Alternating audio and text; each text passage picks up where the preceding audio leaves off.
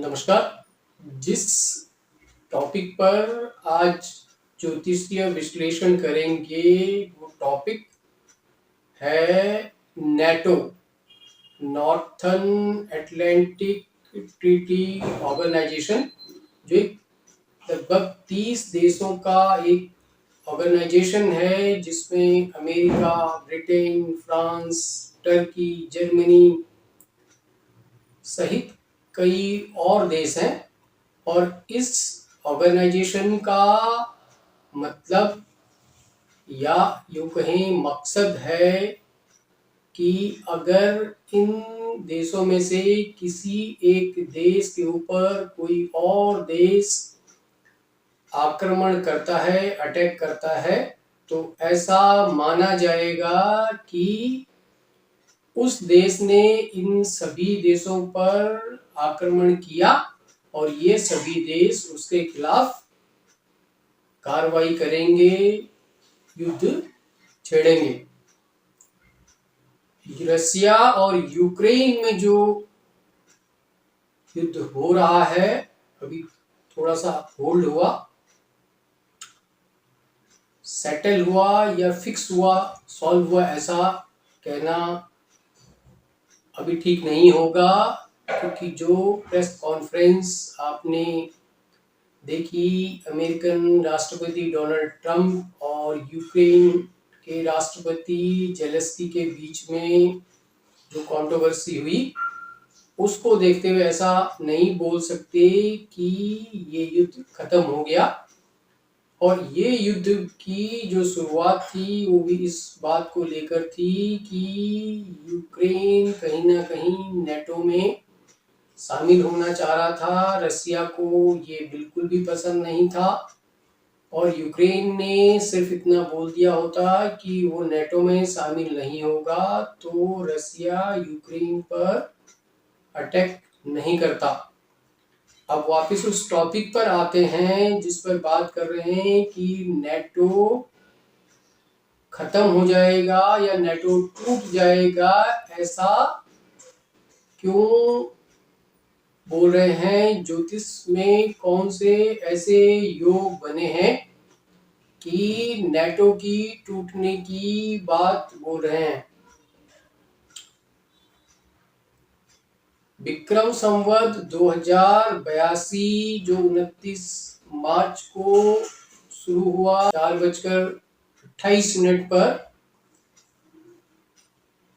विक्रम संवत के अनुसार सूर्य ही राजा होंगे और सूर्य ही मंत्री होंगे।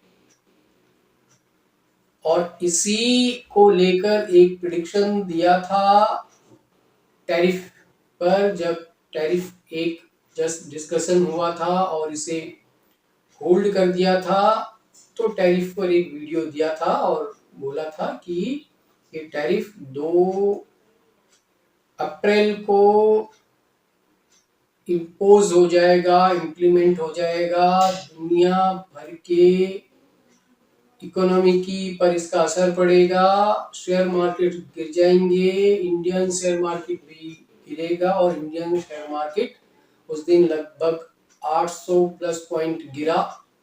और टैरिफ को मैंने बोला था कि war, different type of war होते हैं आज के टाइम में, और ये टैरिफ एक तरह का वॉर है। तो आज इसी टैरिफ को वॉर वर्ड देकर पूरे वर्ल्ड में इस पर डिस्कशन हो रहा है। अब वापस आते हैं कि नेटो में जब नेटो की शुरुआत हुई तो इसमें सबसे बड़ा कंट्रीब्यूशन अमेरिका का था, 15 से 20%। सीधी और सरल भाषा में बोलें तो इस नेटो के रख रखाव पर, इसके हथियार खरीदने पर, इसकी मेंटेनेंस पर सबसे ज्यादा पैसा जो खर्च अमेरिका ने किया। और अब राष्ट्रपति डोनाल्ड ट्रंप वापस आ गए हैं। अब ये बात ना तो किसी ज्योतिष के किसी श्लोक में, ज्योतिष के किसी सूत्र में ऐसा नहीं है कि ऐसा लिखा हो कि इस ईयर में या इस डेट में नेटो टूट जाएगा, बट 2-3 आधार हैं जिस पर ये विश्लेषण दे रहे हैं कि नेटो टूटने के पूरे योग बने हैं और ये टूटेगा। एक कारण जो है कि विक्रम संवत 2082 जो 29 मार्च को शुरू हुआ, उसके अनुसार सूर्य ही राजा और सूर्य ही मंत्री, और डोनाल्ड ट्रंप की खुद की जो कुंडली है वो भी लियो सिंह लग्न की है, और 14 मार्च को जो चंद्र ग्रहण हुआ वो भी सिंह लग्न पर ही लगा, सिंह राशि पर लगा। उस दिन चंद्रमा सिंह राशि पर थे। सिंह राशि पर चंद्र ग्रहण लगने का मतलब है डोनाल्ड ट्रंप की मस्तिष्क पर ये चंद्र ग्रहण लगा। ज्योतिष को कुछ ऐसा बोलेंगे। और जो इस वर्ष की वर्ष कुंडली बनती है 29 मार्च को शाम को 4:28 की, वो कुंडली भी सिंह लग्न की है।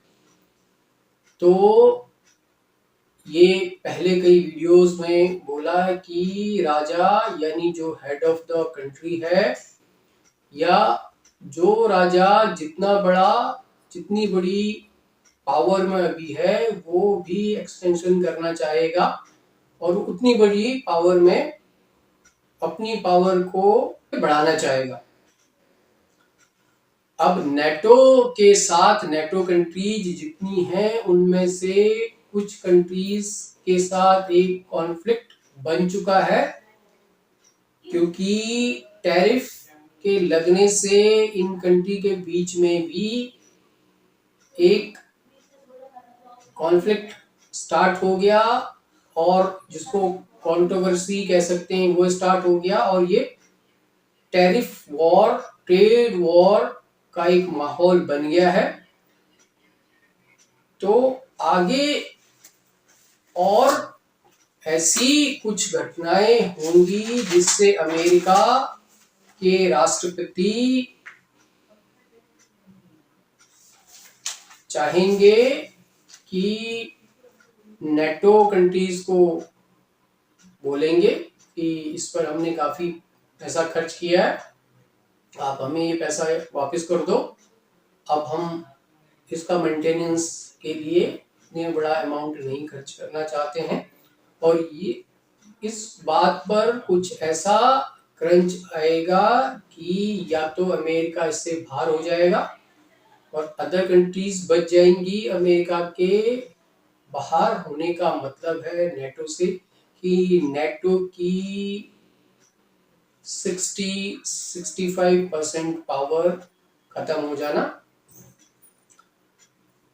डोनाल्ड ट्रंप की कुंडली पर राशि पर ढैया ऑलरेडी शुरू हो चुकी है, तो वो ऐसे डिसीजंस अभी लेंगे जिससे वर्ल्ड की इकोनॉमी की में स्लो डाउन आएगा। मैदनी ज्योतिष के जो सिद्धांत हैं अगर उस पर जाएं तो जो अभी योग बनते दिखाई दे रहे हैं वो योग कुछ ऐसे ही हैं। अगर बात करें कि जब विक्रम संवत 2082 में जिस टाइम ये साल शुरू हुआ उस टाइम जो कुंडली बनी तो 5 ग्रह 8th हाउस में चले गए और 4th हाउस में ये चंद्र ग्रहण लगा। 14 मार्च को जो चंद्र ग्रहण लगा, 4th मार्च, चौथा घर है जनता का, किसान का। तो अमेरिकन राष्ट्रपति हालांकि वो सिर्फ अपनी कंट्री के लिए सोच रहे हैं और अपनी जनता के लिए सोच रहे हैं, अपने देश के किसानों के लिए सोच रहे हैं, तो टैरिफ लगाकर वो अपने देश की इकोनॉमी को ग्रो करना चाहते हैं और ये काफी हद तक अपनी कंट्री के लिए इसमें सक्सेस होंगे। हो सकता है कि 26 आते आते डॉलर जो आज 82 रुपीज के आसपास है वो 100 रुपीज हो जाए। लेकिन हाँ, नेटो के टूटने के पूर्ण योग बने हुए हैं और वो आपको बहुत जल्दी दिखेंगे।